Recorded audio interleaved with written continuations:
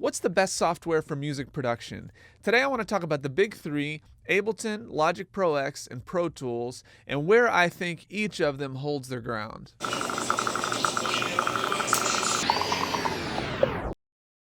What's up, everybody? My name is Lennon with Sound and Patterns Music. If you're new here, I started this channel to document my process more. I've spent 15 years in the music industry now, and I love being here. I love being able to talk to you guys. I love being able to interact with you guys. So if you dig this content, please consider subscribing. I'm putting out videos about 3 times a week right now. These include vlogs, tutorials, business advice, product reviews, or I guess this isn't really a review, but kind of is. I don't know. Whatever this is, I do some of this stuff too.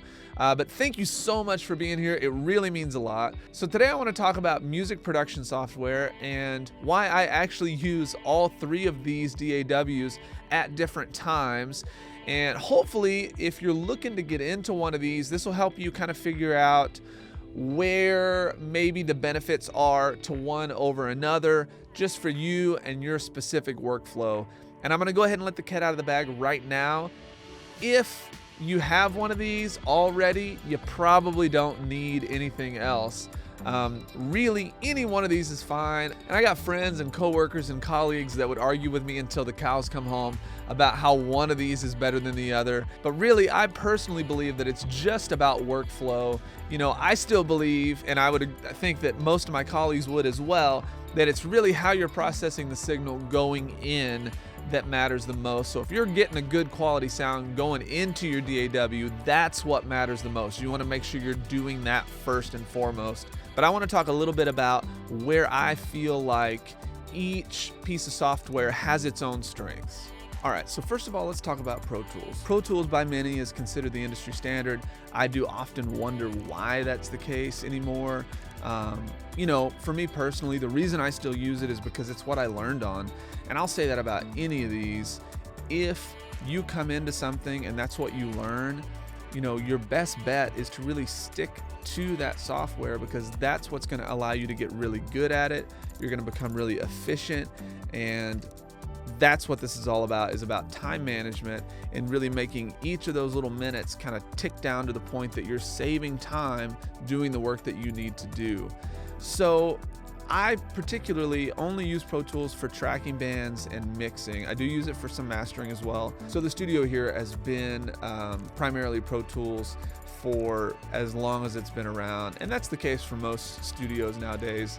But you know, when it comes to songwriting specifically, or composition stuff, there are still many composers that use Pro Tools. A thing that I used it for in the past was writing to commercials. So if I had a video file for a commercial, I could just drop it into Pro Tools and write directly to video. I do think it's great for that, but the other pieces of software typically do that now as well. So, you know, minor pros and cons in that department.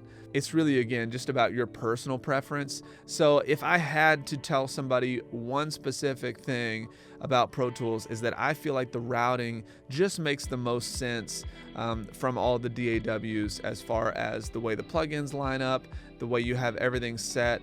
You know, it feels a lot more like you're running directly off a board. So when you look at it, it just feels a lot more like an actual console to me. So if that's something that you think about, I would keep that in mind. If you're somebody that tracks bands, singer-songwriters, more live instrumentation, I would say Pro Tools is a great way to go. All right, so in the last few years, Logic Pro X has come on the scene as being a real heavy hitter as well, especially for electronic music producers, even producers that are working with bands. I think the biggest thing that Logic has going for it is really just how easy it is to navigate. When I got Logic, I initially was doing it to, again, write commercial work. So where Pro Tools sort of fell short, Logic was able to make up for that by having some pretty stinking good software instruments that were available, easily manipulated, and you could really do a lot with the tools that were already in the box, and I liked that. So if you're more of a composer, a writer, you're wanting to do more production work in that side of things, I would highly recommend Logic. I think it's got a lot of great onboard tools that you don't need outside plugins for, and that's super cool. If you're an Apple user, you're already going to be used to a lot of this stuff. If you're upgrading from GarageBand, then Logic is going to seem super normal to you. Everything in the layout plays into that pretty well. The looks of everything is very similar.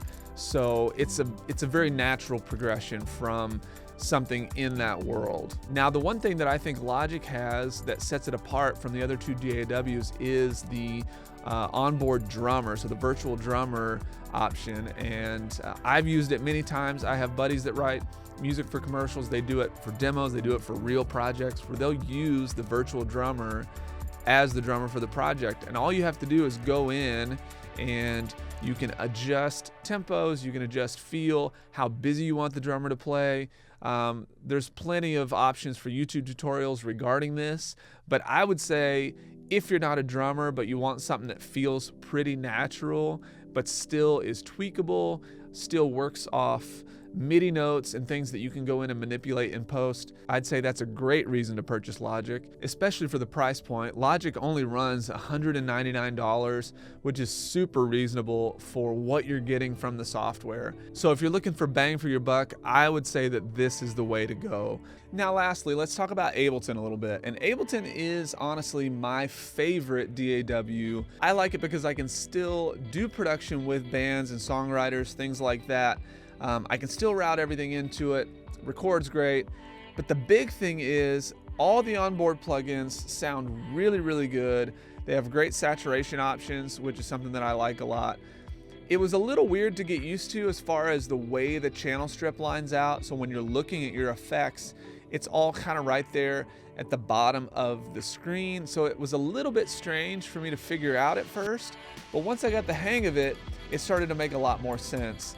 But where I think Ableton really sets itself apart is the algorithms that they use to manipulate sound in general. So if you're into sound design, if you're doing composition work, if you're doing production for bands that requires something a little more outside of the box, I think your options with Ableton really are unlimited. Some things that set it apart right away is just even its resampling option. So when I'm looking again for efficiency, if I want to go in and make a sound and I don't want to have to bounce something down or route it over to a new channel in order to record that sound, I can simply go into a resampling mode that's only a drop-down menu away. So it's super fast. Everything they've tried to do feels way more efficient than the other two DAWs. And you know, I think that if you're a regular producer, and I consider myself more of a regular producer as well as a composer, so I love working with bands in the studio. It's something that I really enjoy. So a lot of times, you know, bands tend to think that Ableton is all for electronic producers or EDM artists, and yes, from a live standpoint, Ableton is unreal. The things that you can do with this in a live setting is crazy. From just a DAW standpoint, it's still super incredible, makes a lot of sense, and there's just many options as far as being able to manipulate the sound that you then capture.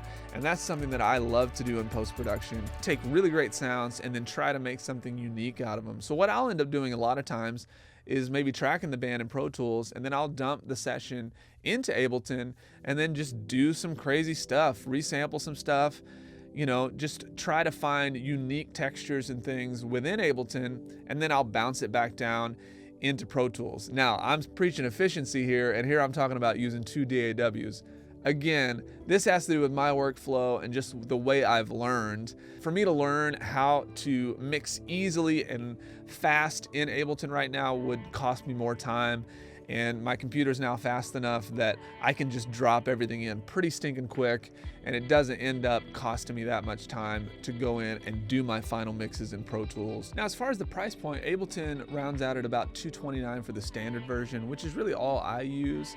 And I find that that's really sufficient. And they've created other products that actually go with Ableton, so like their push module, some of this other stuff that's really cool. Again, this is sort of my overall favorite. I feel like if you're trying to do a little bit of everything, this works really well. So one thing I didn't mention in regards to Pro Tools is its price point. So if you're in a situation where you don't have a couple $100 to spend on one of these pieces of software, or in Ableton's case, you're wanting to get to the top tiered package, which runs a little over $400, I believe, then Pro Tools might actually be a good option for you because they do offer the subscription service. Although personally, I'm sort of against it because I think that they're taking it down that road to more of a permanent place where, yes, in the short term, that helps us out. But in the long term, for people like myself who hope to be in this business my entire life, you know, paying $30 a month is kind of a pain in the neck,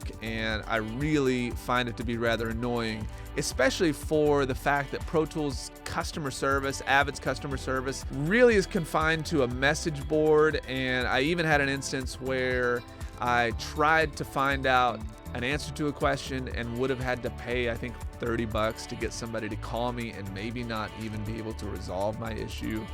I don't know. If you've dealt with this in the past and have better stories than me and are a huge proponent of Pro Tools, I'd love for you to post in the comments why and just a workaround for that, because I don't want to be giving up false information. These are, again, just my experiences and what have kept me from maybe utilizing one piece of software more than another. I'll also say that since I've gotten Ableton, I actually use Logic very, very little now. I find Ableton to be a lot more powerful. But again, if you're looking to utilize the virtual drummer, then that may be different. I myself am a drummer, so I don't need that software. So that's just a difference in, again, needs and workflows.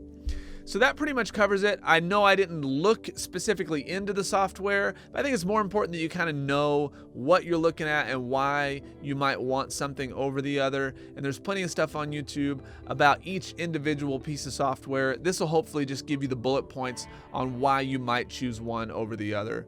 Hey, I really appreciate you being here, for watching this video. Again, I'm putting videos out about 3 times a week right now. Please hit that subscribe button if you like this content. Hit the notification bell so it lets you know when the next video comes out, and I'll see you next time.